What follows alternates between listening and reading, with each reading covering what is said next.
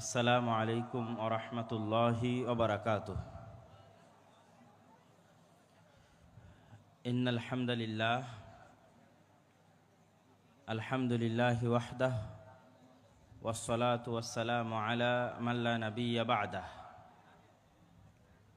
যাবতীয় প্রশংসা, হামদ ও সানা মহাপরাক্রমশালী আল্লাহ সুবহানাহু তাআলার জন্য, যার অপরিসীম দয়া, সীমাহীন রহমত, অগণিত করুণার বদৌলতে আল জামিয়া সালাফিয়া ডাঙ্গিপাড়া পবা রাজশাহীর মাটিতে সালাফি কনফারেন্স 2025 আয়োজিত হচ্ছে।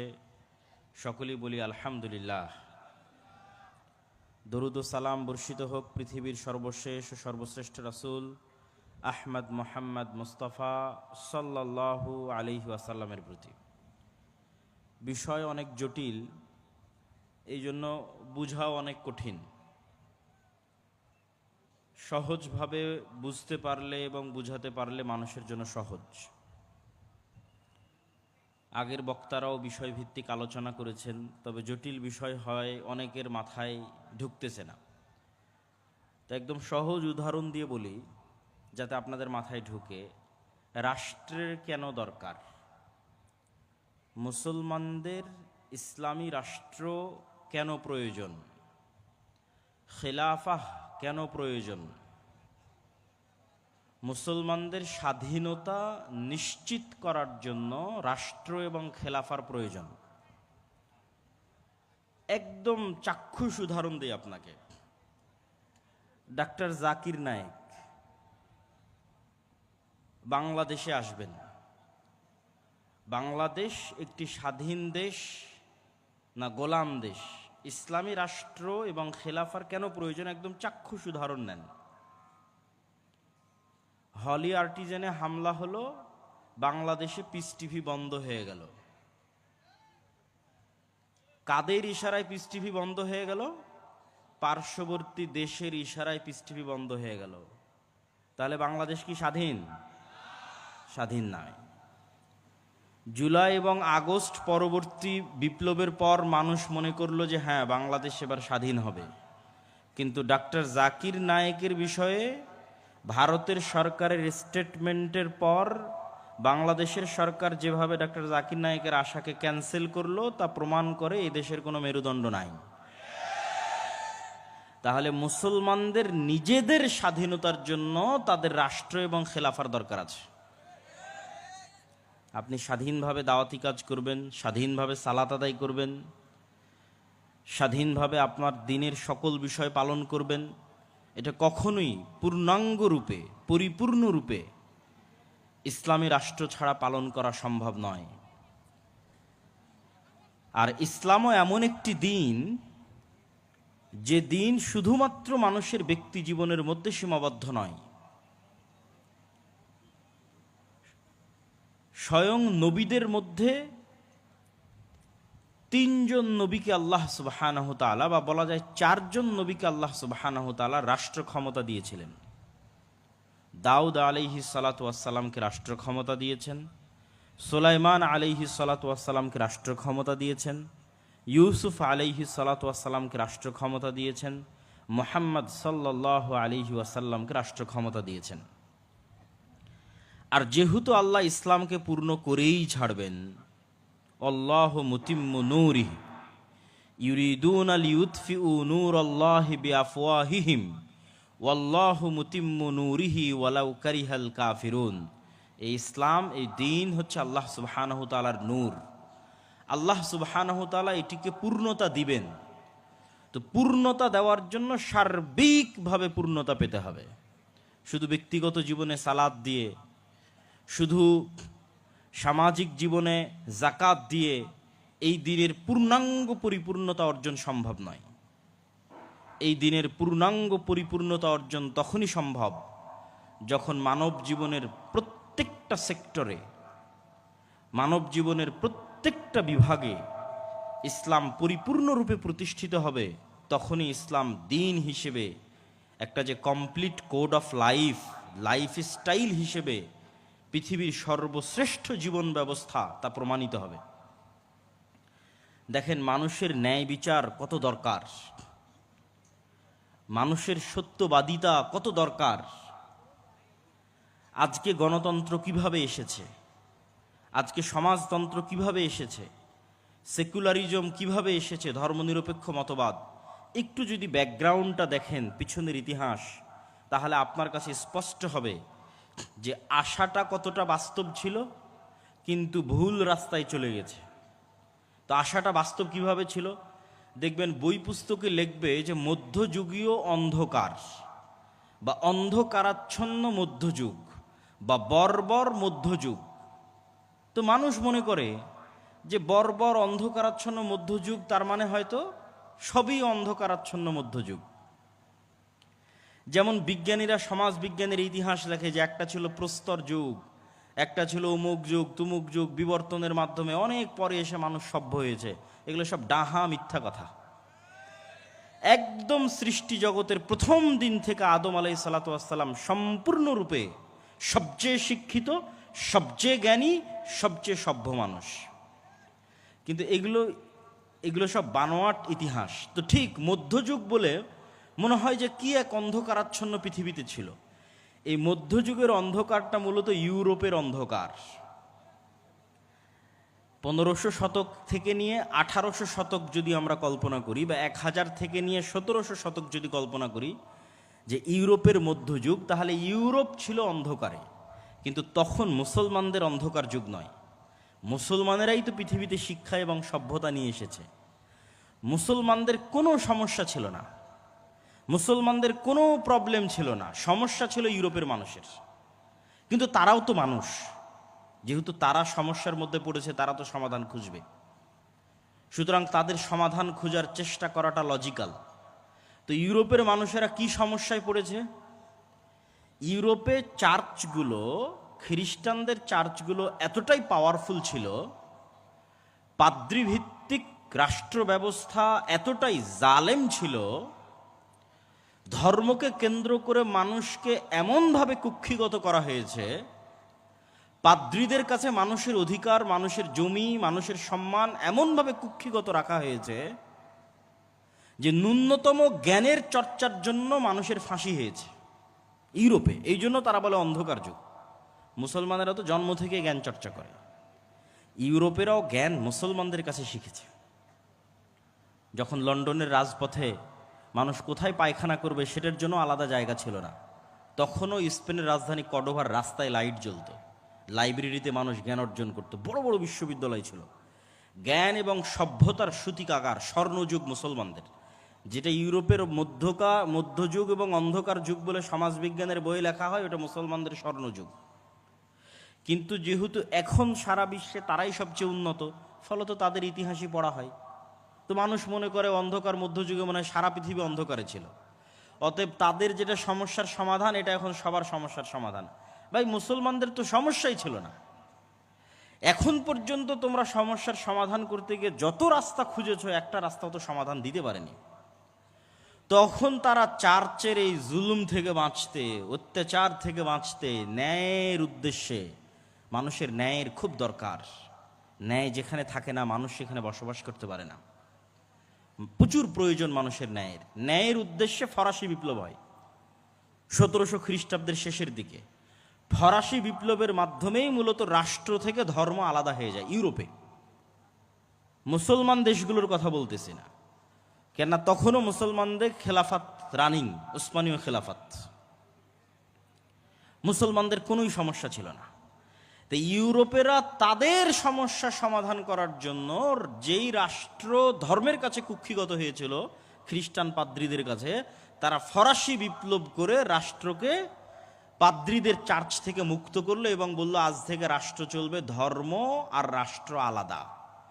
সমস্যা তাদের ছিল, সমাধান তারা খুঁজে বের করেছে, কিন্তু এটাও তাদের সমাধান দিতে পারেনি। এটার মধ্যে দিয়ে আসলো সেকুলারিজম, ধর্মনিরপেক্ষ মতবাদ। কিন্তু এই সেকুলারিজম তাদের নিয়ে গেল সীমাহীন মাত্রাতিরিক্ত ব্যক্তি স্বাধীনতা, যেটাকে বলা হয় লিবারালিজম। যার যেটা মন চাইবে সে সেটা করবে, যার মন চাইবে উলঙ্গ হয়ে ঘুরবে তো উলঙ্গ হয়ে ঘুরবে। কেননা এগুলো তো সব ধর্ম দিয়ে এগুলো শাসনগুলো কায়েম রাখা ছিল। তো তারা চরমভাবে ধর্ম বিদ্বেষী হয়ে গেল, চার্চ বিমুখ হয়ে গেল। অতএব আমরা এখন আমাদের মতো কাপড় চোপড় পরবো, আমাদের মতো ঘুরবো, যা মনে, যার যা মনে লাগে। ছেলে যদি বলে যে আমি মেয়ে হব, মেয়ে যদি বলে আমি ছেলে হব, লিবারালিজম, ব্যক্তি স্বাধীনতা। কিন্তু ব্যক্তি স্বাধীনতার মাধ্যমে সভ্যতার পতন হয়, যেটা মোকাদ্দমা ইবনে খালদুন লিখেছেন। এবং এই সভ্যতারও পতন হবে। যে সভ্যতা এখন আমেরিকা এবং ইউরোপ কেন্দ্রিক চলতেছে, এই সভ্যতা বেশি দিন টিকবে না, এই সভ্যতা ধ্বংস হয়ে যাবে। ঠিক যেভাবে আদ সামুদের সভ্যতা ধ্বংস হয়ে গেছে, লুত জাতির সভ্যতা ধ্বংস হয়ে গেছে, ভোগ বিলাসীওয়ালা সভ্যতা, ব্যক্তি স্বাধীনতাওয়ালা সভ্যতা বেশি দিন টিকে না, ধ্বংস হয়ে যায়। তো ধর্মের বিরুদ্ধে গিয়ে সেকুলারিজম, ধর্মনিরপেক্ষ মতবাদ, সেটার মাধ্যমে ব্যক্তি স্বাধীনতা, পুঁজিবাদ, যার যত টাকার মালিক হওয়ার ইচ্ছা সে তত টাকা হবে। যেটা কিছুক্ষণ আগে আমার শ্রদ্ধেয় পিতা শেখ আব্দুর রাজ্জাক বিন ইউসুফ আলোচনা করছিলেন, সুদী অর্থনীতি, এটা পুঁজিবাদী অর্থনীতি। যে যত বেশি পরিমাণে পারে টাকা উপার্জন করে নিবে, আর একজন যদি গরিব থেকে গরিব হয় কোনো সমস্যা নেই। তো যখন এই পুঁজিবাদী অর্থনীতি এবং মাত্রাতিরিক্ত ব্যক্তি স্বাধীনতার চর্চা হলো, তখন আসলো সমাজতন্ত্র। যে না, এইভাবে তো সমাজ চলতে পারে না। একজন মালিক হতে হতে কোটি টাকার মালিক হচ্ছে, আর একজন শ্রমিক হিসেবে তার কাজ করে খেতে খেতে তার দিন চলে না, এভাবে চলতে পারে না। আর ব্যক্তি স্বাধীনতার নামে মানুষ যা ইচ্ছা তাই করতেছে, এভাবে চলতে পারে না, এভাবে সমাজ ধ্বংস হয়ে যাচ্ছে। অতএব সমাজকে বাঁচাতে হলে সমাজে সবাই সমান, এটার নাম সমাজতন্ত্র। সমাজে সবাই সমান, কেউ কারো চেয়ে বেশি নয়, সবাই সেম নিয়ম মেনে চলবে, সেম মূলনীতি মেনে চলবে, সেম কাপড় পরিধান করবে, সবাই মিলে টাকা উপার্জন করবে, করে এসে সবাই মিলে সমানভাবে ভাগ করে নিবে, কেউ ব্যক্তিগতভাবে আলাদা টাকার মালিক হতে পারবে না। এটার উত্থান ঘটলো রাশিয়াতে, কার্ল মার্কস, লেনিন, চায়নাতে। তাহলে দেখেন, জুলম থেকে বাঁচতে মানুষ কত দিকে দৌড়াচ্ছে। এগুলো একটাও মুসলমানদের সমস্যা নয়। মুসলমানেরা স্বর্ণযুগে ছিল, স্বর্ণযুগ, এবং এখন পর্যন্ত পৃথিবী সমাধান খুঁজতে গিয়ে যত রাস্তা বের করেছে, একটাও মানুষকে নিরাপত্তা, ন্যায় এবং শান্তি দিতে পারেনি। এখন পর্যন্ত দিতে পারেনি, কিয়ামত পর্যন্ত দিতে পারবে না, সম্ভব নয়। তারপরে সমাজতন্ত্রের উত্থান হলো। একটা পর্যায়ে দেখা গেল সমাজতন্ত্র কাজ করে না, মানুষের মনের মধ্যে একটু হলো ব্যক্তি স্বাধীনতার চাহিদা আছে। ফলত এখন চায়নায় কি চলতেছে? চায়নায় গণতান্ত্রিক স্বৈরতন্ত্র চলতেছে, মিক্সিং, না গণতন্ত্র না স্বৈরতন্ত্র, গণতান্ত্রিক স্বৈরতন্ত্র, না সমাজতন্ত্রের অর্থনীতি না পূর্ণ পুঁজিবাদী অর্থনীতি, সমাজতান্ত্রিক পুঁজিবাদ। চায়না তো একই অবস্থা, রাশিয়া তো একই অবস্থা। তাহলে এখন সমগ্র পৃথিবীতে সবচেয়ে বেশি যে আইডিওলজি, যে আদর্শের উপর মানুষ আছে, সেটা হচ্ছে শাসন ব্যবস্থা চলবে ডেমোক্রেটিক ওয়েতে, গণতান্ত্রিক ওয়েতে, অর্থনীতি চলবে পুঁজিবাদী সুদী অর্থনীতিতে। সমাজতন্ত্র আদর্শিকভাবে এটার সাথে ফাইট দিয়ে টিকতে পারেনি, বিদায় নিয়েছে। কেননা তুলনামূলক গণতন্ত্র রাজতন্ত্রের চাইতে ভালো, তুলনামূলক গণতন্ত্র স্বৈরতন্ত্রের চাইতে ভালো, তুলনামূলক পুঁজিবাদী সিস্টেম মানুষের কাছে সমাজতন্ত্রের চাইতে ভালো। তুলনামূলক স্বৈরতন্ত্রে থাকলে আপনি কথাও বলতে পারবেন না, দাওয়াতি কাজও করতে পারবেন না, মানুষকে ডাকতেও পারবেন না। গণতন্ত্রের নামে অন্তত আপনি বক্তব্য দিতে পারছেন, মানুষকে ডাকতে পারছেন, আলোচনা করতে পারছেন, প্রতিবাদ করতে পারছেন। তো এই জন্য এখন পর্যন্ত এই সিস্টেমের উপর পৃথিবী দাঁড়িয়ে আছে। এখন সমস্যা হচ্ছে, এই সমাধানগুলো খুঁজে বের করেছে ইউরোপিয়ানরা তাদের সমস্যার সমাধান করতে গিয়ে, আর এগুলো প্রত্যেকটার সমাধান ইসলামে আগে থেকেই মজুদ আছে। যেমন ইসলামে রাষ্ট্র চলবে না ডেমোক্রেটিক ওয়েতে, ইসলামে অর্থনীতি চলবে সমাজতান্ত্রিক ওয়েতে না পুঁজিবাদী ওয়েতে, ইসলামে রাষ্ট্রের খেলাফাহ সিস্টেম, এটা বর্তমান যে পার্লামেন্টারি সিস্টেম আছে তার চেয়ে শতগুণ উন্নত, স্বৈরতন্ত্র এবং রাজতন্ত্রের চেয়ে শতগুণ উন্নত। সবচেয়ে ব্যালেন্সড হচ্ছে খেলাফা। এখানে যেমন খলিফা আল্লাহর কাছে দায়বদ্ধ, ঠিক তেমনি সে পরিপূর্ণরূপে স্বৈরাচারও তার পক্ষে হওয়া সম্ভব নয়, কেননা শুরার হাতে ক্ষমতা আছে। আর এই গণতান্ত্রিক ওয়েতে যে আমলাতান্ত্রিক জটিলতা তৈরি হয়েছে, হাসনাত আবদুল্লাহ কয়েকদিন আগে বক্তব্যে বলতেছিল যে এই রুম থেকে চিঠি লেখে পাশের রুমে পাঠানোর জন্য, ওই চিঠি আবার পোস্ট অফিসে যায়, পোস্ট অফিস থেকে তারপরে পাশের রুমে আসে। মানে আপনি কোনো একটা কাজ করতে যাবেন সচিবালয়ে, তো এই গণতান্ত্রিক সিস্টেম যেইভাবে আমলাতান্ত্রিক জটিলতা তৈরি করে রেখেছে, কোনো একটা কাজ 5 বছরের নিচে 10 বছরের নিচে বের করা সম্ভব নয়। কোনো একটা মামলা 20 বছরের নিচে, 40 বছরের নিচে, 50 বছরের নিচে মানুষের সমাধান করা সম্ভব নয়। তাহলে এই সিস্টেম কি ন্যায় দিতে পারবে? কোশ্চিনকালেও এই সিস্টেম ন্যায় দিতে পারবে না। কিন্তু খেলাফা খুব ট্রান্সপারেন্ট, খুব সহজ, দ্রুত মানুষের দরজায় ন্যায় পৌঁছে দেওয়া, এটা হচ্ছে ইসলামী রাষ্ট্র ব্যবস্থার মূলনীতি। সবচেয়েতে মানুষের উপকারী রাষ্ট্রীয় ব্যবস্থা হচ্ছে খেলাফা। আহলুল হাল্লি ওয়াল আকদ, যারা জ্ঞানী গুণী ব্যক্তি, তারা একত্রিত হয়ে বসে নিজেকে বাদ দিয়ে চিন্তা করবে কে নেতৃত্বের যোগ্য।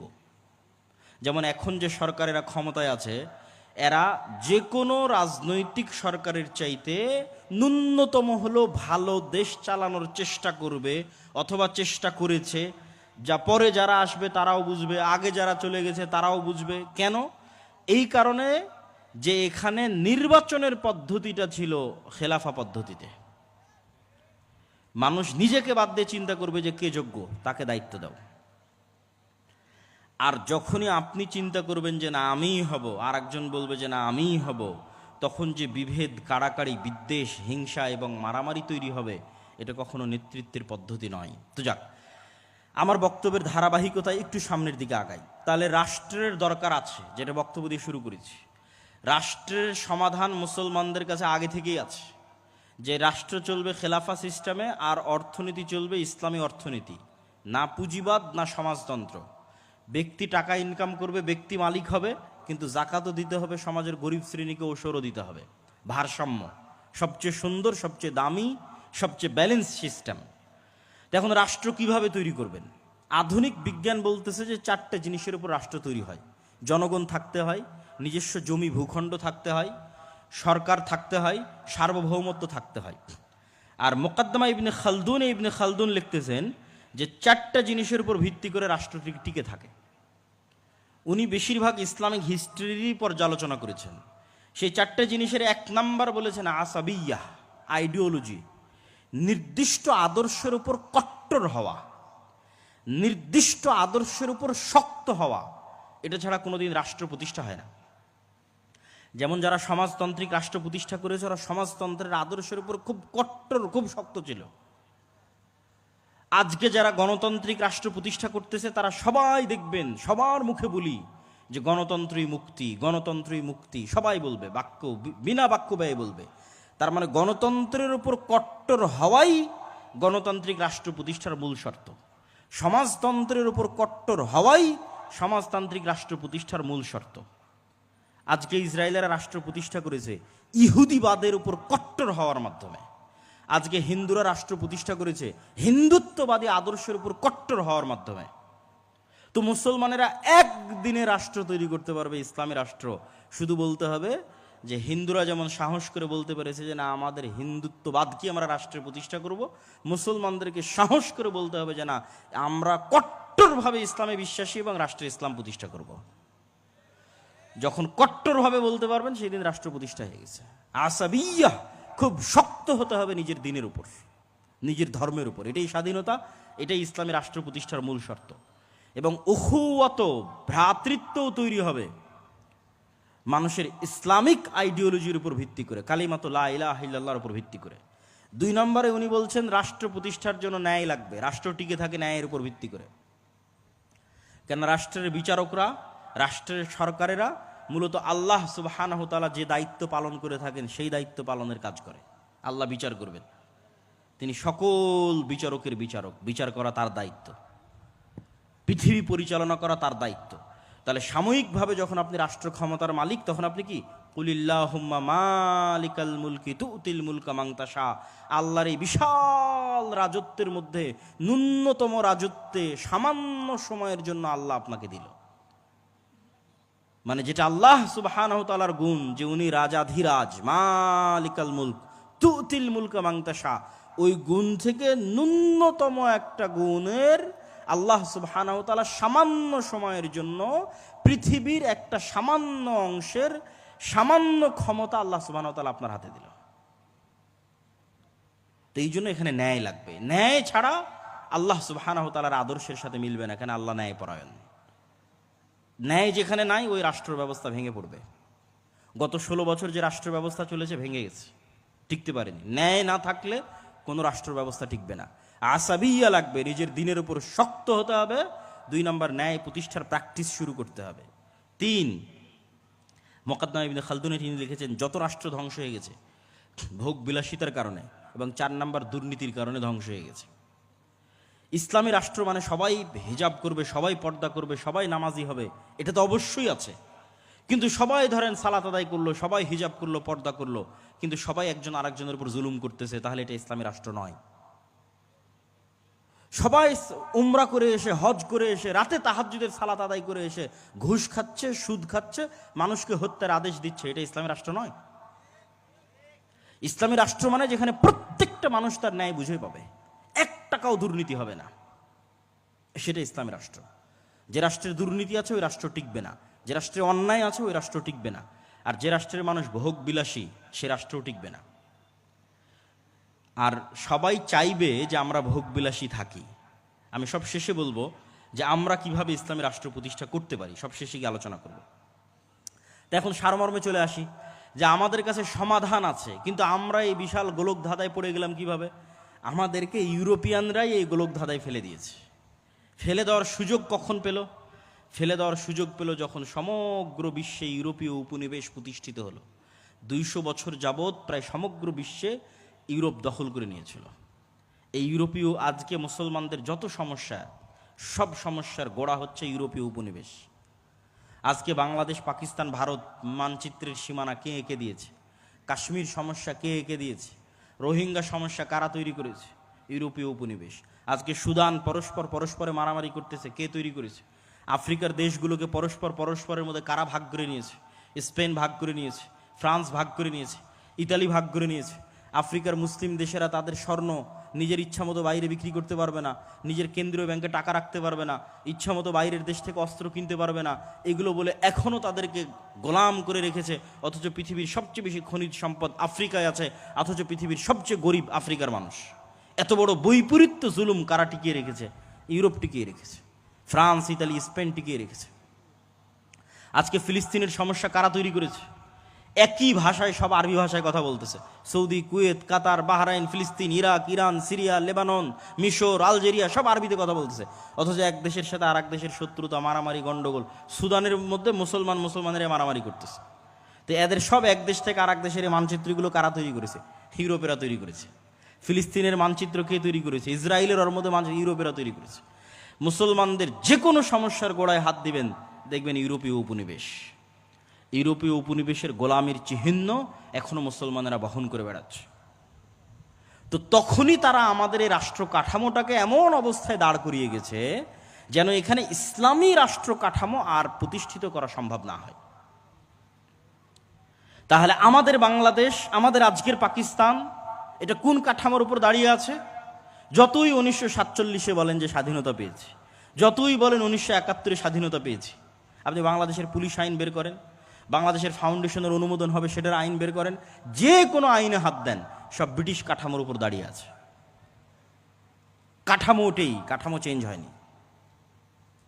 তাহলে ডেমোক্রেটিক সিস্টেম, সেকুলার সিস্টেম, এগুলো ইউরোপেরা তাদের সমস্যার সমাধান করার জন্য আবিষ্কার করেছে। তারপরে মুসলমান দেশগুলোকে যখন তারা দখল করে নিয়েছে, তখন এই জিনিসগুলোই তারা মুসলমানদের উপর চাপিয়ে দিয়েছে। নাও এটাই তোমাদের সমস্যার সমাধান, তোমরাও অন্ধকার যুগে ছিলা। আরে মুসলমানরা তো কোনোদিন অন্ধকার যুগে ছিলই না।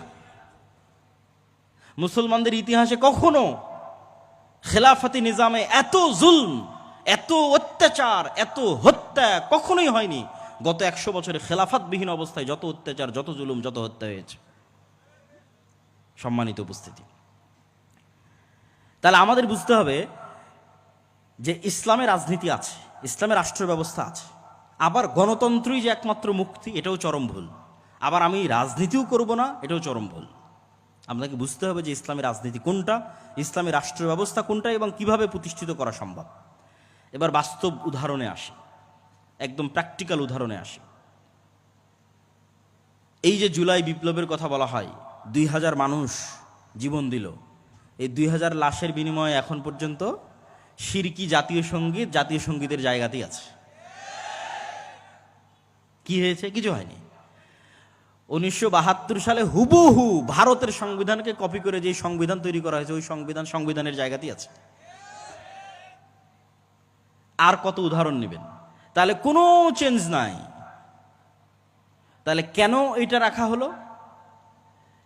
এটাই আমি বলি যে এটা হচ্ছে প্রিম্যাচুর ডেলিভারি, মানে বাচ্চা হওয়ার সময় হওয়ার আগেই যদি বাচ্চা হয়ে যায় তাহলে এরকমই হয়। কেননা প্রকৃত ইসলামের উত্থান তখনই সম্ভব যখন আগের কাঠামো পরিপূর্ণ ধ্বংস হয়ে যাবে। তখন আগের কাঠামো বজায় রেখে পূর্ণাঙ্গ ইসলাম প্রতিষ্ঠা সম্ভব নয়। আগের কাঠামো পরিপূর্ণরূপে ধ্বংস হয়ে যাবে, ওখান থেকে পূর্ণাঙ্গ ইসলামী খেলাফতের উত্থান হবে। তো এই জন্য আমেরিকা খুব ভালোভাবে জানে যে আজকে যদি প্রধানমন্ত্রী পদত্যাগ না করে, আজকে যদি আর্মি জনগণের বুকে গুলি চালায়, তাহলে কালকে বাংলাদেশের মানুষের ওই সময় যে রাগ ছিল মাথায়, তো বাংলাদেশের মানুষ রাতের অন্ধকারে অস্ত্র হাতে উঠিয়ে নিত। যখন বাংলাদেশের মানুষ অস্ত্র হাতে উঠিয়ে নিত, সিরিয়ার মতো পরিবেশ তৈরি হয়ে যেত। সিরিয়ার বাশার আল আসাদের বাহিনী নিজ জনগণের বুকে গুলি চালাচ্ছে, বাংলাদেশ আর্মিও তার জনগণের বুকে গুলি চালাতো। বাংলাদেশের মানুষ অস্ত্র উঠিয়ে নিত, ইন্ডিয়ান আর্মিও বাংলাদেশে ঢুকে যেত।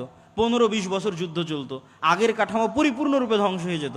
আগের কাঠামো পরিপূর্ণরূপে ধ্বংস হওয়ার পর পূর্ণাঙ্গ ইসলামী খেলাফতের উত্থান হতো। কিন্তু এতে অনেক রক্ত, অনেক শ্রম, অনেক পরিশ্রম যেত। কিন্তু আমেরিকা এটা খুব ভালোভাবে জানে যে এখন যদি আর্মি অস্ত্র উঠায় তাহলে এই কাঠামো শেষ। যে গণতান্ত্রিক কাঠামো আছে, ব্রিটিশদের যে কাঠামো আছে, এটার কবর রচনা হয়ে যাবে। অতএব যার উপর রাগ উঠেছে সে পদত্যাগ করুক, মানুষ ঠান্ডা হয়ে যাক, কিন্তু কাঠামো বেঁচে যাক। বুঝেননি মনে হয়? তাহলে সব মানুষের রাগ উঠে গেছে, বাঙালি যেহেতু হুজুগে বাঙালি, যেই মানুষের উপর রাগ উঠে গেছে, বাবা তুমি এখন সরে যাও, সরে গেল, মানুষ সব ঠান্ডা হয়ে গেল, কাঠামো যে কার সেই থাকলো, কোনো পরিবর্তন নাই। এই হলো অবস্থা, সম্মানিত উপস্থিতি। এবং এইভাবেই খেলা হয়। যেহেতু আজকের আধুনিক বিশ্বের মূল ক্ষমতার চাবিকাঠি তাদের হাতে, সুতরাং তারা এইভাবেই খেলে। তাদের কাঠামো তাদের টিকিয়ে রাখতে হবে, কেন কাঠামো ভেঙে পড়লে সেখান থেকে ইসলামের উত্থান হবে। এটা খুব ভয়ঙ্কর জিনিস, এটা তারাও খুব ভালোভাবে জানে, তাদের জন্য এটা খুবই ভয়ঙ্কর। এখন আসি যে আমরা আসলে যদি ইসলামী রাষ্ট্র প্রতিষ্ঠা করতে চাই, আমরা এখন এই কাঠামোর মধ্যে থেকে কিভাবে চেষ্টা করব। আমি যারা গণতান্ত্রিক রাজনীতি করতেছে, গণতান্ত্রিকভাবে মুসলমানদের অধিকার আদায়ের চেষ্টা করতেছে, আমি কোনো সময় গত 2 বছরে তাদেরকে আঘাত দিয়ে হিট করে কথা বলা, আমি ওই পর্যায়ে যেতে চাই না। আমি সবসময় যৌক্তিক প্রশ্ন তুলে ধরতে চাই, যাতে মানুষ চিন্তা করার সুযোগ পায় যে আমি যেটা করতেছি এটাই কি একমাত্র রাস্তা, না আসলে আর কোনো রাস্তা ছিল। কেন নিয়ত তো সবার ঠিক, সবাই তো বলতেছে আমরা রাষ্ট্র ক্ষমতা ইসলাম দেখতে চাই। তো সবাই যদি রাষ্ট্র ক্ষমতা ইসলাম দেখতে চায় তাহলে কিভাবে সম্ভব? আমার ছোট্ট জ্ঞান, আমি যতটুকু বুঝি, আমার ধারণা, আমার চিন্তা চেতনা ভুলও হতে পারে। আমি মনে করি 1 নাম্বার, ঈমান বিল গায়েবের ওপর যদি সর্বোচ্চ লেভেলের ইয়াকিন না থাকে, আজকে যদি বাংলাদেশের সকল মানুষ আমাকেও ভোট দেয়, আমি বাংলাদেশের ক্ষমতায় গিয়ে ইসলাম প্রতিষ্ঠা করতে পারবো না। কেন আপনাকে বলি, একটু বুঝিয়ে বলি। আজকে আপনি যত সুযোগ সুবিধা ভোগ করতেছেন, বিদ্যুৎ চলতেছে, জেনারেটর চলতেছে, ক্যামেরা চলতেছে, মোবাইল চলতেছে, ইন্টারনেট, নেটওয়ার্ক, বিদেশে হাজার হাজার মানুষ কাজ করতেছে, আমেরিকাতে, ইউরোপে, সৌদি আরবে ইনস্ট্যান্ট টাকা বাংলাদেশে পাঠিয়ে দিচ্ছে। বাংলাদেশের সাথে সারা বিশ্বের কত বড় বড় ব্যবসায়ী ডলারের ভিত্তিতে ব্যবসা করতেছে। কালকে মনে করেন আজ সারা বাংলাদেশের মানুষ আবেগে হুজুগে আমাকে ভোট দিয়ে দিল যে ঠিক আছে, আজকে আমি বাংলাদেশের ক্ষমতার মালিক হয়ে গেলাম একচ্ছত্রভাবে। এবার আমি স্ট্রিক্টলি ইসলাম বাস্তবায়ন করতে যাচ্ছি। যখন আমি স্ট্রিক্টলি ইসলাম বাস্তবায়ন করতে যাব, তখন বিশ্বের যারা মোড়ল আছে তারা কি আমার সাথে থাকবে না আমার শত্রুতা করবে? শত্রুতা করবে, আমার সাথে থাকবে না। তাহলে বিশ্বের মোড়লরা যখন আমার সাথে শত্রুতা করবে, আমি আপনাকে বিদ্যুৎও দিতে পারবো না, আপনার বাড়িতে এসিও চলবে না, আপনার বাড়িতে ফ্যানও চলবে না, তারপরে আপনি বহির্বিশ্বের সাথে ব্যবসা করতেছেন সেটাও চলবে না, খুব ভোগবিলাসী জীবনযাপন করছেন সেটাও চলবে না, আইফোন ইউজ করতে পারবেন না, তারপর হয়তো অ্যান্ড্রয়েড ফোন ইউজ করতে পারবেন না। যত রকমের বাধা তৈরি হতে পারে, সংকুচিত হয়ে যেতে পারে আপনার রিজিকের রাস্তা, আপনার আরাম আয়েশের রাস্তা, ভোগবিলাসের রাস্তা, যতভাবে আমেরিকা পাবন্দি দিয়ে, মানে এই রাষ্ট্রের উপর পাবন্দি চাপিয়ে যতভাবে আপনাকে সংকুচিত করবে, তখন আপনার বাঁচবেন কিভাবে? বাঁচার রাস্তা কি? যদি আপনার আগে থেকে ইমান থাকতো, ইমান বিল গায়েব যদি ইয়াকিনের লেভেলে থাকতো, ইমান বিল গায়েবের একটা হচ্ছে আখেরা, পরকাল, যে এই দুনিয়া কিছুই না, এই দুনিয়াতে মরি বাঁচি এটা কিছুই না, পরকালের সফলতা সব কিছু, এটা মুখের কথা নয়। যদি ইয়াকিনের লেভেলে থাকতো, আল্লাহ সাহায্য করতে পারে, আল্লাহ সাহায্য করবে, ফেরেশতারা আছে, ফেরেশতাদের মাধ্যমে আল্লাহ সুবহানাহু ওয়া তাআলা সাহায্য পাঠাবে, এই ইমান যদি ইয়াকিনের লেভেলে থাকতো, তাহলে আপনি ধৈর্য ধারণ করতেন, সাথ দিতেন। কিন্তু যেহেতু আপনার ইমান বিল গায়ব ইয়াকিনের স্তরে নাই, পরের দিন আপনি আমার বিরুদ্ধে রাস্তায় নামবেন, এই বিদ্যুৎ নাই, কারেন্ট নাই, কিছু নাই, কিসের সরকার, ভাগাও, কিসের ইসলাম? কেন আপনি তো যেই লেভেলে আছেন ওই লেভেল থেকে ধাপ করে নিচে নামতে পারবেন না। আফগানিস্তান ওরা টিকে গেছে কেন? পরিপূর্ণ ধ্বংস হয়ে গেছে, মানুষের চাহিদাই নাই। 40 বছর থেকে যুদ্ধ চলতে চলতে মানুষের চাহিদাই নাই। কোনো মতে যদি জীবনের নিরাপত্তা পাওয়া যায়, কোনো মতে যদি ন্যায় বিচারের নিরাপত্তা পাওয়া যায়, সেটাই আমাদের জন্য যথেষ্ট, তখন টিকে গেছে। তাহলে ইমান বিল গায়েব লাগবে ইয়াকিনের স্তরে, অন্তত 90% মানুষের। তো মানুষের যতক্ষণ ইমান ঠিক না হবে, ততক্ষণ আমি ক্ষমতায় গেলেও এদেশে ইসলাম চালাতে পারবো না, এদেশে ইসলাম প্রতিষ্ঠা এবং পরিচালিত করতে পারবো না, কম্প্রোমাইজ করতে হবে। কেন? মানুষের ইমান নাই, ইমান নষ্ট হয়ে গেছে। এই জন্য আল্লাহর পথে যাত্রা এই বইটা পড়তে হবে। এটা কিন্তু আমার অনুভূতি থেকে লেখা, যে জুলাই পরবর্তী যখন সব ঘরানার আলেম ওলামা, দল, সংগঠন, ইসলামী সবার সাথে যখন উঠা বসা করার সুযোগ হলো, তখন আমি নিজে রিয়েলাইজ করলাম যে ইমান বিল গায়েবে মুসলমানদের বিশ্বাস নাই। এমনি মুসলমানেরা মুখে বলে আল্লাহর উপর বিশ্বাস, ফেরেশতার উপর বিশ্বাস, পরকালের উপর বিশ্বাস, বাস্তবে নাই। এবং লাস্ট গত কয়েকদিন এটার উপরই আমার বক্তব্য আছে, যদি কারো বক্তব্য দেখার সুযোগ থাকে অথবা আগামীকাল যদি কথা বলার সুযোগ হয়, তখন ইমান বিল গায়েবের উপর ইয়াকিনের লেভেলে ইমান বিল গায়েবের বিশ্বাস নিয়ে যাবে। 2, ইমান বিল গায়েবের সবচেয়ে বড় বিষয় হচ্ছে আল্লাহর শক্তি, আল্লাহর ক্ষমতার উপর ভরসা। মুসা আলাইহিস সালাম জীবনেও তার দুনিয়াবী শক্তি দিয়ে ফেরাউনের সাথে জিততে পারবে না। মুহাম্মদ সাল্লাল্লাহু আলাইহি ওয়াসাল্লাম, খোলাফায়ে রাশিদিন, আমর ইবনে আস, খালিদ বিন ওয়ালিদ, এদের ক্ষমতা নাই দুনিয়াবী শক্তি দিয়ে পারস্য রোমান সাম্রাজ্যের বিরুদ্ধে জিতে, কোনোদিন সম্ভব নয়। ইসলাম কোনোদিন দুনিয়াবী শক্তিতে বিজয় অর্জন সম্ভব নয়। সালাহুদ্দিন আইয়ুবের দুনিয়াবী শক্তিতে ফিলিস্তিন বিজয় সম্ভব নয়। এগুলো সব আল্লাহর সাহায্য। তো আল্লাহর সাহায্য পৃথিবীতে নেমে আসবে কিভাবে? যখন ইমান বিল গায়েব হয়ে যাবে। আগের বক্তব্য যখন শুনবেন বা এই বইটা যখন পড়বেন, যখন আপনার ইয়াকিনের লেভেলে চলে যাবে, না ফেরেশতা আকাশ থেকে নেমে আসতে পারে, ইয়াকিনের লেভেলে যখন চলে যাবে, না এই দুনিয়া কিছুই না, পরকালই সব কিছু, ইয়াকিনের লেভেলে যখন চলে যাবে, আল্লাহ সুবহানাহু ওয়া তাআলার অস্তিত্ব এবং ক্ষমতার উপর বিশ্বাস যখন ইয়াকিনের লেভেলে চলে যাবে, তখন এবার আপনি আমল দিয়ে আল্লাহর সাহায্য দুনিয়াতে টেনে নিয়ে আসবেন। আর পৃথিবীতে আল্লাহর সাহায্য টেনে নিয়ে আসার সবচেয়ে শক্তিশালী টেকনোলজিগুলো মুসলমানদের কাছে আছে। এটাই মুসলমানদের বিজয়ের রাস্তা। যেমন আল্লাহর সাহায্য পৃথিবীতে টেনে নিয়ে আসার সবচেয়ে বড় শক্তিশালী টেকনোলজি সালাত, 5 ওয়াক্ত সালাত, রাতের সালাত, এগুলো আল্লাহর আসমানি সাহায্যকে পৃথিবীতে টেনে নিয়ে আসে। এই জন্য যুদ্ধের মাঠেও একদল মুজাহিদ যুদ্ধ করবে, আর একদল মুজাহিদ সালাত আদায় করবে। দুনিয়াবি লজিকে এটা টিকে না, কিন্তু যখন ইমান বিল গায়েব থাকবে তখন ওটাই বাস্তব। কেন? ওই সালাত তো আল্লাহর সাহায্য আসমান থেকে টেনে নিয়ে আসবে। আল্লাহর সাহায্য ছাড়া মুসলমানদের বাঁচার কোনো রাস্তা নাই। তো আপনার আমল আল্লাহর সাহায্য টেনে নিয়ে আসবে। সালাত পৃথিবীর সবচেয়ে শক্তিশালী টেকনোলজি, যা আল্লাহর সাহায্য আসমান থেকে টেনে নিয়ে আসতে পারে, আর রাতের সালাত তার চেয়েও বেশি পাওয়ারফুল। আর 2 নম্বর হচ্ছে সাউন্ড টেকনোলজি। সাউন্ড টেকনোলজির ন্যূনতম জ্ঞান আল্লাহ সুবহানাহু ওয়া তাআলা সুলাইমান আলাইহিস সালাতু ওয়াস সালামকে দিয়েছিলেন। সাউন্ড টেকনোলজি মানে হচ্ছে এরা সবাই সব কথা বুঝে, এই কাঠও কথা বুঝে, এটাও কথা বুঝে, এটাও কথা বুঝে, শুধু বুঝে না, এরা কথা বলতেছে, এরা সবাই কথা বলতে পারে। ইউসাব্বিহু লিল্লাহি মা ফিস সামাওয়াতি ওয়া মা ফিল আরজ, আসমান জমিন এবং তার মধ্যে যা কিছু আছে সব আল্লাহর তাসবিহ পাঠ করে। তো এইটার ন্যূনতম জ্ঞান সুলাইমান আলাইহিস সালামকে দেওয়া ছিল, যে পাখি কি বলতেছে সুলাইমান আলাইহিস সালাম বুঝতেন, উনি আবার পাখির সাথে কথা বলতে পারতেন। তো আল্লাহ আসমান জমিন সৃষ্টি করেছে কুন ফায়াকুন সাউন্ড দিয়ে। আল্লাহ পৃথিবী আসমান জমিন ধ্বংস করবে ইসরাফিলের বাঁশির আওয়াজ, সাউন্ড দিয়ে। সাউন্ড টেকনোলজি সবচেয়ে পাওয়ারফুল। তো এই সবচেয়ে পাওয়ারফুল জিনিসটা মুসলমানদের কাছে দেওয়া আছে। এই জন্য সর্বশ্রেষ্ঠ মুজিজা হচ্ছে কোরআন। কেননা কোরআন কার সাউন্ড বলেন তো? কোরআন কার আওয়াজ? এটা আল্লাহর আওয়াজ, আল্লাহর সাউন্ড, এই সবচেয়ে পাওয়ারফুল। এবং জিকির প্রভাব সৃষ্টি করে। কেন? এগুলো সব কিছু সাউন্ড বুঝে এবং ফিল করতে পারে। যেমন ওয়েভ, আমরা যে আমার ওয়েভের মধ্যে দিয়ে আমার সাউন্ড লাইভে আমেরিকায় বসে মানুষ শুনতেছে, এটা ওয়েভের মধ্যে দিয়ে ভেসে আমেরিকা যাচ্ছে। ওই ইসরায়েল তার ওয়েভ অন করে দিয়ে মোবাইলের বিস্ফোরণ ঘটাচ্ছে, ইরানি বিজ্ঞানীদের রুমের মধ্যে বিস্ফোরণ হয়ে যাচ্ছে। কেন? ওই ওয়েভটা মোবাইল রিসিভ করতেছে। তো মোবাইল যেমন ওয়েভ রিসিভ করে, এই মোবাইল সাউন্ডও বুঝে। এই জন্য জিকির সবচেয়ে পাওয়ারফুল, কোরআন সবচেয়ে পাওয়ারফুল। এই জন্য কিয়ামতের পূর্ব মুহূর্তে মুসলমানদের তাকবীর ধ্বনিতে শহর বিজয় হয়ে যাবে। তাহলে মুসলমানেরা যখন আমলের মাধ্যমে আল্লাহর সাহায্যকে আসমান থেকে টেনে নিয়ে আসবে আর ঈমান বিল গায়ব ইয়াকিনের লেভেলে চলে যাবে, 3 নাম্বার প্রকৃত নেতৃত্বের বিকাশ লাগবে। সবই করলাম, ঈমান আছে, আমল করলাম, কিন্তু প্রকৃত নেতৃত্বের বিকাশ হলো না। বানু ইসরাইলদের মধ্যে প্রকৃত নেতৃত্বের বিকাশ হয়নি। মুসলমানদের ইউরোপীয় উপনিবেশের 200 বছর শাসনের কারণে মুসলমানদের নেতৃত্বের চরিত্র ধ্বংস হয়ে গেছে। নাই, কোনো মুসলমানের মধ্যে ইল্লা মান রাহিমা রব্বি নেতৃত্বের চরিত্র নাই। সব মুসলমান নামাজ পড়তেছে, জাকাত দিচ্ছে, রোজা রাখতেছে, মুখে ইমানের কথা বলতেছে, কিন্তু সবাই মুনাফিক। লাম ইয়াদখুলিল ঈমান ফি কুলুবিহিম, কলবে ঈমান ঢুকেনি। যখনই কথা বলে মিথ্যা বলে। ওই যে ওয়াদা আখলাফা, ওয়াদা করলে ভঙ্গ করে। ওই যে তুমি না খানা, দায়িত্ব দিলে আমানতের খেয়ানত করে। এই স্বভাবগুলো কোথায় থেকে পেয়েছে? এগুলো বানু ইসরাইলদের স্বভাব। ইউরোপীয় উপনিবেশে গোলামির মাধ্যমে স্বভাবগুলো অর্জন করেছে। আর বানু ইসরাইলেরা ফেরাউনের গোলামি করে স্বভাব অর্জন করেছে। মুসা আলাইহিস সালামও যদি বানু ইসরাইলদের সাথে বড় হতো, মুসা আলাইহিস সালাম এরকম হয়ে যেত।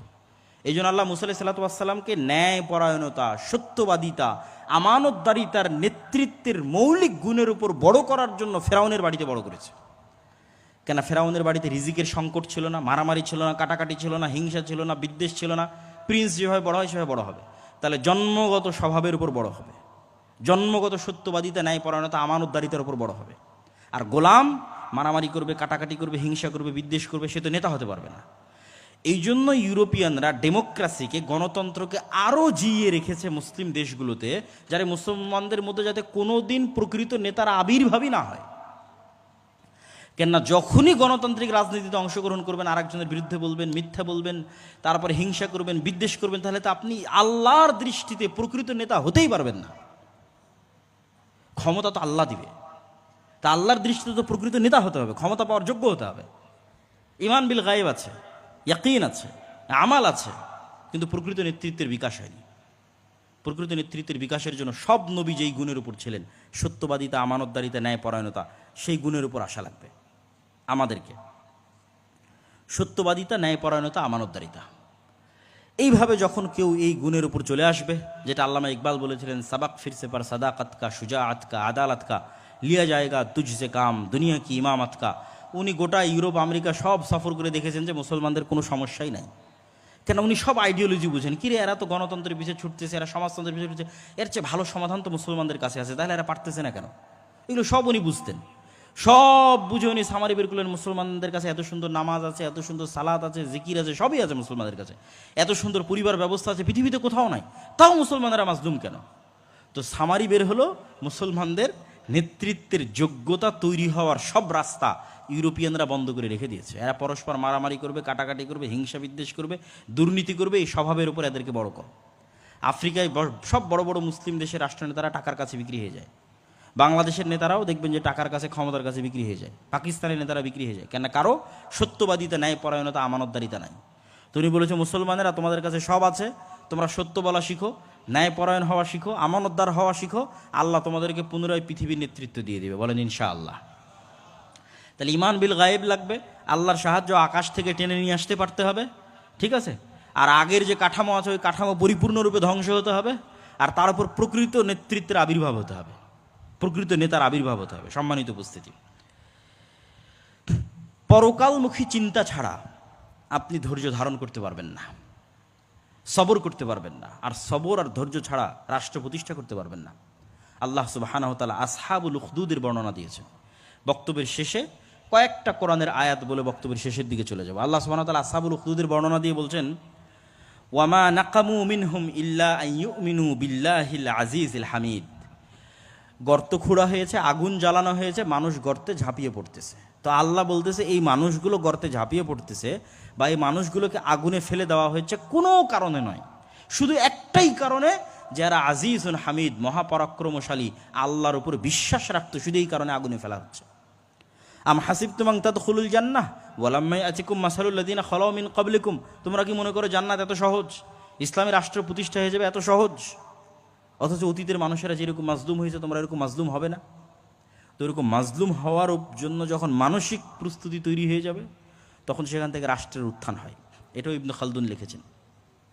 ঠিক মুহাম্মদ সাল্লাল্লাহু আলাইহি ওয়াসাল্লাম যেভাবে করেছে সেভাবে রাষ্ট্রের উত্থান হয়। আসেন, আল্লাহর এই আয়াতগুলোর উপর যদি কেউ ভরসা রাখে, এই যে ঈমান বিল গায়ব ইয়াকিনের লেভেলে রাখে, কোরআনের উপর বিশ্বাস যদি কেউ ইয়াকিনের লেভেলে রাখে, তারপরে যদি সামনে আগায়, তাহলে এই আয়াতগুলো তাদের জন্য।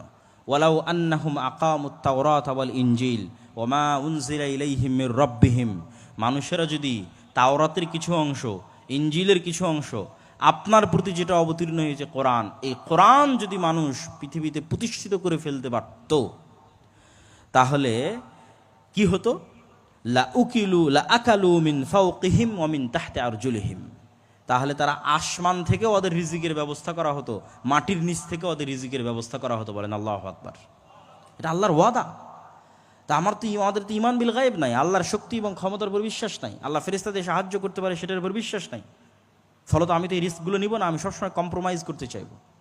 কম্প্রোমাইজ করতে করতে এই লেভেলেরও কম্প্রোমাইজ করবো যে যদি এখন যেখানে শিরক হচ্ছে সেই মন্দিরও যদি পাহারা দেওয়া লাগে, তাও পাহারা দিয়ে হলেও ক্ষমতায় যাব। কেননা ঈমান বিল গায়ব নাই।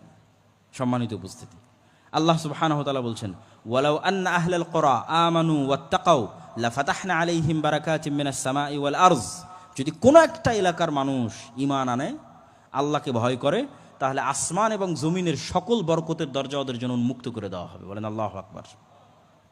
আল্লাহ সুবহানাহু ওয়া তাআলা বলছেন, ওয়া'আদাল্লাহুল্লাযীনা আমানু মিনকুম, তোমাদের মধ্যে যারা ঈমান এনেছে, ওয়া আমিলুস সালিহাত, তোমাদের মধ্যে যারা সৎ আমল করে। ঈমান, সৎ আমল। ঈমান থাকবে ইয়াকিনের লেভেলে, সৎ আমল দিয়ে আসমান থেকে সাহায্য নেমে আসবে।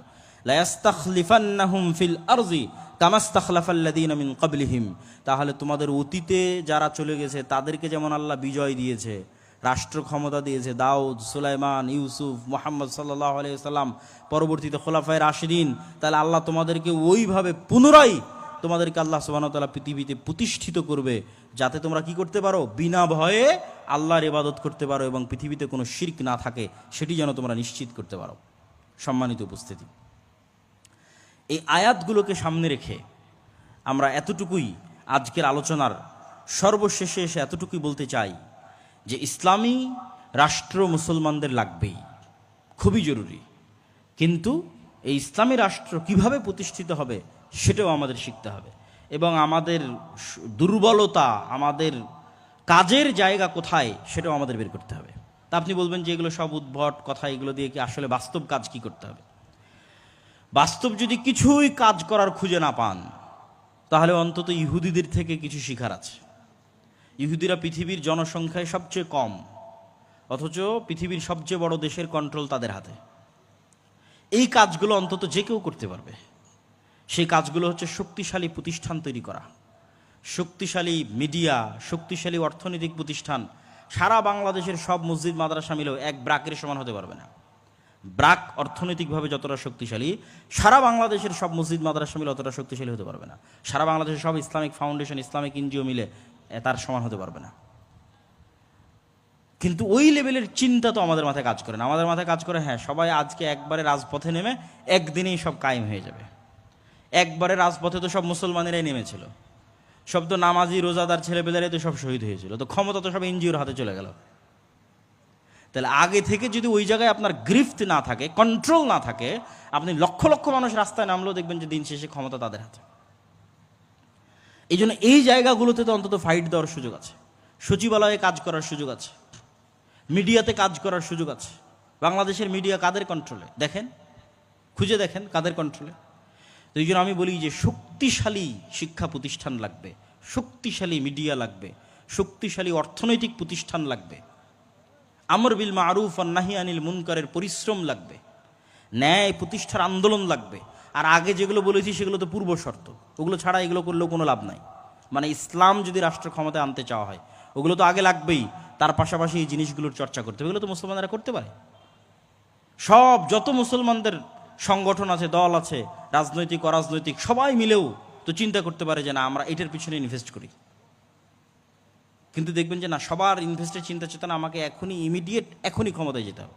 ভাই, যেহেতু গণতন্ত্র কোনোদিন ন্যায় প্রতিষ্ঠা করতে পারবে না, মানে গণতন্ত্র থাকলে জুলুম থাকবে, জুলুম থাকলে মানুষ এটাকে একদিন না একদিন সহ্য করতে পারবে না, এ কথাই ঠিক। যেমন জুলাইয়ে সহ্য করতে পারেনি, আজ থেকে 15 বছর পর আবার দেখবেন বাংলাদেশের মানুষ রাস্তায় নেমে গেছে কারো না কারো বিরুদ্ধে। তো তোমাকে আজকেই ক্ষমতায় যেতে হবে এটা জরুরি নয় তো। আগামী 30 বছর পর কিভাবে বাংলাদেশের রাষ্ট্র ক্ষমতায় যাওয়া যাবে? সবাই তো 90% মুসলমানের দেশ। অন্তত যেই সমস্ত জায়গাগুলোতে এনজিওগুলো দখল করে আছে, মিডিয়াগুলো দখল করে আছে, ওই সমস্ত জায়গাগুলো অন্তত মুসলমানদের দখলে চলে আসো। বড় বড় ব্যবসায়ী সব মুসলমানেরা হোক, ইসলামপন্থী ব্যক্তিরা বড় বড় ব্যবসায়ী হোক, চেষ্টা করুক। তাহলে পরবর্তী 15-20 বছর পর যখন এরকম আন্দোলন হবে, যেহেতু অন্যায় থাকবে, অন্যায় থাকলে মানুষ আন্দোলন করবে, তখন অন্তত মানুষ যেন রাস্তায় নেমে বলতে পারে যে না, ওই হুজুগে নয়, এবার একদম ক্ষমতায় ইসলাম প্রতিষ্ঠা করে ঘর থেকে বিদায় নিব, আগের কাঠামোকে সম্পূর্ণরূপে ধ্বংস করেই আমরা ঘরে ফিরব। তো ওইটার জন্য তো কাজ করার অনেক সুযোগ আছে, অসংখ্য জায়গা আছে কাজ করার।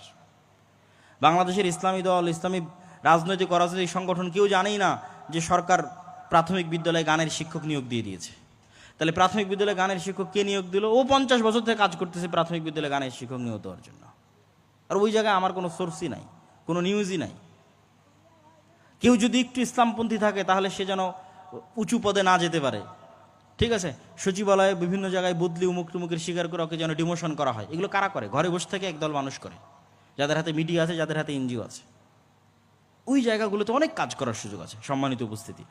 এই জন্য আমরা আমাদের জায়গা থেকে ক্ষুদ্র পরিসরে যে কাজগুলো করার চেষ্টা করতেছি, এই কাজগুলো ব্যাপকভাবে করা সম্ভব। যেমন শতভাগ মুসলমানকে কোরআন এবং দিন শিখানো, এটা মক্তবের মাধ্যমে আপনি করতে পারবেন। শতভাগ মসজিদে আপনি শতভাগ মুসলমানের সন্তানের কোরআন এবং দিন শিখানোর ব্যবস্থা করেন। এই মুসলমানের সন্তানেরাই তো পরবর্তীতে বড় হয়ে ওসি, ডিসি, এসপি হবে, মন্ত্রী, মিনিস্টার হবে। তাদেরকে আপনি সত্যবাদিতা, আমানতদারিতে, ন্যায়পরায়ণতা শিখান, যাতে এরা টাকার কাছে বিক্রি না হয়, যাতে এরা ক্ষমতার চাপের কাছে নত না হয়। একটা সৎ প্রজন্ম তৈরি করেন, ইমান বিল গায়েবের উপর ইয়াকিন রাখে, পরকালের উপর ইয়াকিন রাখে, এরকম একটা সৎ প্রজন্ম তৈরি করে। তারপরে এই যে সুদ, সুদ হচ্ছে গোলামির দ্বিতীয় মাধ্যম। আজকে সারা বিশ্বের মুসলিম কান্ট্রিগুলোকে গোলাম রাখা হয়েছে সুদ দিয়ে। ফেরাউন বানু ইসরায়েলদের গোলাম রাখতো সুদ দিয়ে। মদিনায় ইহুদিদের কন্ট্রোল ছিল সুদ দিয়ে। এই জন্য আল্লাহ নবী মদিনায় গিয়ে সবার আগে সুদে ব্যবসার উপর আঘাত হেনেছে, কেন আল্লাহ নবী জানতো সব তো ইহুদিদের কন্ট্রোলে। এখানে যদি অর্থনীতিতে মুসলমানরা বিজয় না হয় তো ইহুদিদের অধীনেই থাকতে হবে। আল্লাহ নবী হিজরত করে আব্দুর রহমান বিন আওফ, ওসমান, জুবাইর ইবনে আওয়াম সবকে বলল তোমরা ব্যবসা করো। সবাই তো তোমরা ব্যবসা জানো, খালি হাতে আসছো তো কি হয়েছে? আনসারিরা তোমরা এদের টাকা দাও, ব্যবসা করো। অর্থনীতিতে ইহুদিদের কন্ট্রোল রাখা যাবে না। আজকে সারা পৃথিবীর শুধু অর্থনীতির কন্ট্রোল ইহুদিদের হাতে। ওই জায়গায় তো আপনাকে একটু হলো ফাইট দিতে হবে। কিন্তু আমরা যেই পদ্ধতিতে ফাইট দিচ্ছি সেটা তো ঠিক না। আমরা মনে করতেছি ওই কনভেনশনাল ব্যাংক ঠিক রেখে ওই পদ্ধতিতে আমি মানুষের ভোগ বিলাসী পণ্য ইসলামী ব্যাংকের মাধ্যমে দিব। এটা হবে না। মানুষকে বুঝতে হবে ইসলামী অর্থনীতিটা কি, তাহলে সে চিন্তা করতে পারবে। তো যেমন আমরা কর্জে হাসানা ন্যূনতম হলেও শুরু করেছি, সবাই নিজ নিজ জায়গা থেকে শুরু করতে পারে, যে মানুষ যেন সুদের সাথে সম্পৃক্ত না থাকে। সুদের সাথে সম্পৃক্ত থাকা আর মিথ্যা বলা সমান। আর মিথ্যা বলা মানে আর নেতা হতে পারলো না, শেষ। ওর নেতা হওয়ার ক্রেডিবিলিটি, যোগ্যতা সব শেষ। ওর কোনো দিন আল্লাহ সুবহানাহু ওয়া তাআলার দৃষ্টিতে নেতা হতে পারবে না। তাহলে নেতা না হতে পারলে স্বাধীন হতে পারবে না। তো এই জন্য শুধু অর্থনীতির বিরুদ্ধে যুদ্ধ করতে হবে, শক্তিশালী শিক্ষা প্রতিষ্ঠান তৈরি করতে হবে, শক্তিশালী মিডিয়া তৈরি করতে হবে। যেখানে মাসিক আল ইতিসাম আমাদের ন্যূনতম প্রয়াস, এর চেয়েও যদি ভালো কারো করার সুযোগ থাকে, কিশোরে আমাদের ন্যূনতম প্রয়াস, আরও যদি কারো ভালো করার সুযোগ, মেইন স্ট্রিমের মিডিয়া যদি কেউ দখল করতে পারে, যেতে পারে, খুব ভালো। সম্মানিত উপস্থিতি, তো এই ন্যূনতম প্রয়াসগুলোকে আমাদের ধীরে ধীরে আস্তে আস্তে সামনের দিকে এগিয়ে নিয়ে যেতে হবে। এবং মানসিকভাবে দাওয়াতের মাধ্যমে, দাওয়াতি কাজ কোনোদিন ছোট কাজ নয়। ছোট কাজ হলে 950 বছর নূহ আলাইহিস সালাম দাওয়াতি কাজ করতেন না। দাওয়াতি কাজ কখনো হেলায় ফেলায় ফেলে দেওয়ার জিনিস নয়। দাওয়াতি কাজের মধ্যেই বিপ্লব চলে আসে। এই রকম কোনো একটা প্রজন্ম চলে আসলে, আল্লাহ কবুল করলে ওর মধ্যেই বিপ্লব চলে আসবে। যেই প্রজন্মের ইমান বিল গায়ব ইয়াকিনের লেভেলে, যেই প্রজন্মে রাতে রাতে সালাত আদায় করে, যেই প্রজন্ম জিকিরের মাধ্যমে, সালাতের মাধ্যমে আল্লাহর সাহায্য দুনিয়াতে ডেকে নিয়ে আসে, যেই প্রজন্ম ন্যায়পরায়ণতা, সত্যবাদিতা, আমানতদারিতার উপর প্রতিষ্ঠিত, টাকার কাছে, ক্ষমতার কাছে মাথা নত করে না, যেই প্রজন্মের মধ্যে তার নিজের দিনের উপর আসাবিয়া আছে, যে শতভাগ আমার নবীর দিনই ঠিক, আমি ন্যূনতম আমার নবীর দিনে কোনো ছাড় দেব না, এইটার উপর ভিত্তি করে ইসলামী রাষ্ট্র প্রতিষ্ঠা করব, এরকম একটা প্রজন্ম তৈরি হয়ে গেলে আল্লাহ সুবহানাহু ওয়া তাআলা যদি কবুল করে, যে কোনো মুহূর্তে হয়ে যেতে পারে। আল্লাহ সুবহানাহু ওয়া তাআলা যেন আমাদের সেটির লক্ষ্যে কাজ করার তৌফিক দান করে। আল্লাহুম্মা আমিন। ওয়া আখির দাওয়ানা আনিল হামদুলিল্লাহি রাব্বিল আলামিন। আসসালামু আলাইকুম ওয়া রাহমাতুল্লাহি ওয়া বারাকাতুহু। অনেকেই হয়তো